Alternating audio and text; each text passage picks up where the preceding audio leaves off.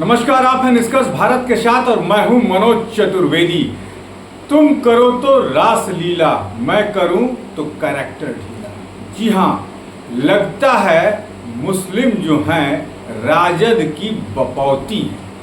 जी हाँ, अब वो दिन ढल गए जब मुस्लिम कभी बिहार में राजद की बपौती हुआ करते। जी हाँ, प्रधानमंत्री के तरफ से गरीब मुसलमानों के लिए सौगातें मोदी देने की घोषणा क्या हुई।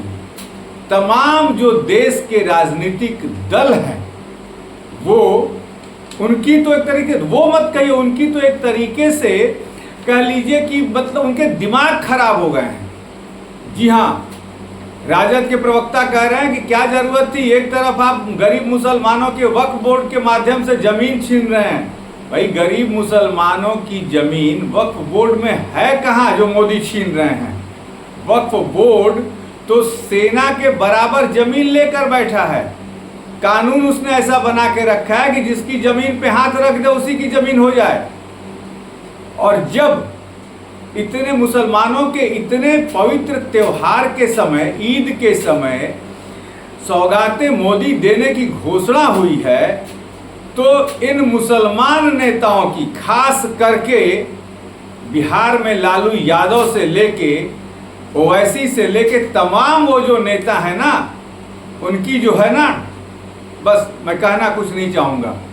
और जैसे ही इसकी अनाउंसमेंट जो है विधिवत भाजपा के प्रवक्ता जो हैं दानिश इकबाल ने किया, वैसे ही राजद के तरफ से बयान आ गया। लेकिन पहले दानिश इकबाल को सुनवा देते हैं। ईद के शुभ अवसर पर भारतीय जनता पार्टी के अल्पसंख्यक मोर्चा के द्वारा राष्ट्रीय स्तर पर देश के सभी कोने में जो जरूरतमंद मुसलमान हैं उनके घर में ईद की खुशहाली हो, इसलिए उनके घर में सौगातें मोदी किट देने का निर्णय लिया है।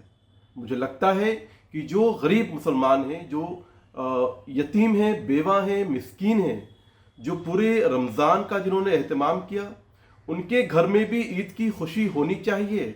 इसलिए भारतीय जनता पार्टी ने सौगातें मोदी किट देने का निर्णय लिया है, ताकि वो भी आपस में मिलकर के ईद की खुशी का इजहार कर सकें। और भारतीय जनता पार्टी के अल्पसंख्यक मोर्चा के सभी कार्यकर्ता अपने अपने मोहल्ले के जो गरीब होंगे, जो यतीम बेवा मिस्कीन होंगे, जो ज़रूरतमंद होंगे, उन मुसलमानों तक ये सौगात मोदी किट पहुंचाने का काम करेंगे। तो सुना आपने दानिश इकबाल को, तमाम वो चीज़ें जो मोदी के द्वारा उन गरीब मुसलमानों को दी जाती हैं, पासपानदा मुसलमानों को दी जाती हैं, उसके बारे में दानिश इकबाल ने सही तरीके से बता दिया। खबर चलने लगी। अब राजद को ये बात पचने वाली कहानी। राजद के तो पेट में गुड़गुड़ी होगी ही। सामने मोर्चा संभाल लिया राजद के प्रवक्ता एजाज अहमद ने, और एजाज अहमद ने कहा कि वक्फ बोर्ड के बहाने गरीब मुसलमानों की जमीनें छीनिएगा। अरे भैया, जमीन छीनी किसने है? कार्रवाई तो वक्फ बोर्ड पे होगी। वक्फ बोर्ड के नियम पे बदलाव किए जा रहे हैं। गरीब मुसलमानों को वक्फ बोर्ड से मतलब क्या है? लेकिन राजद को परेशानी तो बस इतनी है कि 32,000 भाजपा के अल्पसंख्यक मोर्चा के कार्यकर्ता जो हैं 32,000 मस्जिदों में जाकर 32 लाख गरीब मुसलमानों को सौगातें मोदी देंगे। उसमें कपड़े भी होंगे, मिठाइयाँ भी होंगी, सेवइयाँ भी होंगी। लेकिन राजद के तो पेट में, क्योंकि चुनावी साल है, राजद के पेट में गुड़गुड़ी होने लगी। एजाज अहमद क्या कह रहे हैं सुनवाते हैं जरा। भारतीय जनता पार्टी ईद के मौके पर मुसलमानों को सौगात की बात कर रही है। मैं पूछना चाहता हूं, लोकतंत्र में अधिकार देने की बात होती है, नागरिक को हक देने की बात होती है, ये सौगात किस बात का? लोकतंत्र, लोकतांत्रिक व्यवस्था में सौगात की बात का मतलब है कि भारतीय जनता पार्टी कहीं ना कहीं मुस्लिम समाज को पूरी अधिकार से वंचित रखना चाहती है, उनके हक से वंचित रखना चाहती है। एक तरफ 32,000 मस्जिदों में अपने कार्यकर्ताओं को भेजने की बात कर रही है, और दूसरी ओर वक्फ संपत्ति को कहीं ना कहीं उस तरह से अपने हिसाब से लागू करना चाहती है जो भारत के संविधान और संवैधानिक व्यवस्था के खिलाफ है।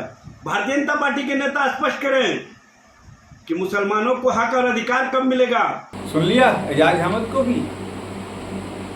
और एजाज अहमद की बातों के बाद जब भाजपा के प्रवक्ता नीरज कुमार का बयान आया, उसके बाद से अभी तक किसी राजद के प्रवक्ता का बयान नहीं आया है, क्योंकि लालू यादव ये समझ चुके, एक तीर से तो प्रशांत किशोर ने पूरी लालटेन का तेल निकाल दिया था, अब दूसरी तीर से सौगातें मोदी देकर कहीं ना कहीं भाजपा ने लालू की पूरी राजनीति हाशिए पर लाकर खड़ी कर दी।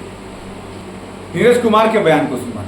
मुस्लिम समाज के लिए मोदी जी की शानदार योजना सौगात ए मोदी, ईद के मौके पर 32 लाख मुस्लिम परिवारों को मोदी जी की ओर से सौगात दिया जाएगा ताकि वो अच्छे से ईद मना सकें। पूरा का पूरा किट 32 लाख लोगों को दिया जाएगा। इसमें भाजपा के 32,000 पदाधिकारी 32,000 मस्जिदों में संपर्क कर मुस्लिम गरीब परिवारों को चिन्हित करेंगे और ईद के मौके पर उनको सौगात मोदी मिलेगा ताकि उनको ईद मनाने में कहीं कोई दिक्कत नहीं हो।